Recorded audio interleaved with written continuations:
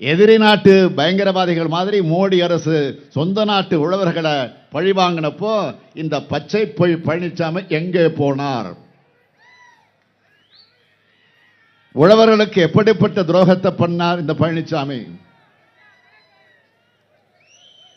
3 வேளாண் சட்டங்கள்ல எந்த பாதிப்பும் இல்லை, பாதிப்பு இருக்கிறதா சொல்றவங்க கூட நான் விவாதிக்க தயார். இந்த சட்டம் வந்தா தமிழ்நாட்டு விவசாயிகள் உத்தரப்பிரதேசத்துக்கு போய் வியாபாரம் செய்யலான்னு கப்சா விட்டவர் பழனிசாமி. போராடின விவசாயிகளை அவங்க விவசாயிகளே இல்ல புரோக்கர்னு சொன்னார். ஆக விவசாயிகளை புரோக்கர்னு சொன்ன அரசியல் புரோக்கர் தான் பழனிசாமி. அப்படிப்பட்டவர் இன்னைக்கு விவசாயிகளுக்காக நீலி கண்ணீர் வடிக்கிறார்.